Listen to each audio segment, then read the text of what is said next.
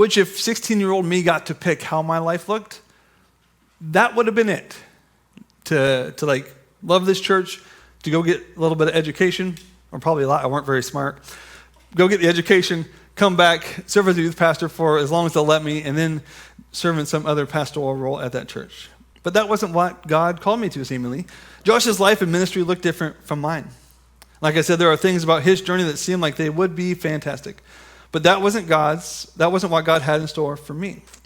Instead of complaining to God about what Josh is called to and why I don't think it's fair, I should probably just be concerned about following Jesus, trusting God's goodness, and serving in the community that God has placed me. Which is what I do most of the time. Sometimes I put a picture of Josh on my dartboard. Not really, I don't have a dartboard. And if I did have a dartboard, I have bad aim, so like it wouldn't even be that mean. But I'm still friends with Josh, love what he's doing. But my job is to follow Jesus and to do what he has called me to. Your final blank here is a question that I have for us today. What is the Lord calling you to as you follow after him? What is the Lord calling you to as you follow after him? What does it look like in your situation, in your season of life, to be formed by Christ and live for his kingdom here on earth? As a student, does it mean befriending and sticking up for the person that is being picked on or left out? As a parent, does it mean laying down your desires to care well for your kids? For any of us, does it mean setting an example to others of how living for Christ is an everyday, every hour, every minute activity, and not just something we do together on Sunday mornings? I don't know what the Lord is calling you to, but I believe that God is calling you to something. Sorry, 2 isn't at the end of my notes. N.T. Wright says in his commentary again.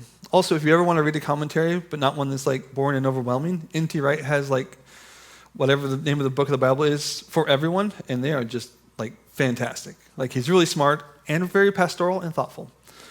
He says in his commentary, somewhere deep down inside, there is a love for Jesus, and though goodness knows you've let him down enough times, he wants to find that love, to give you a chance to express it, to heal the hurts and failures of the past, and give you new work to do.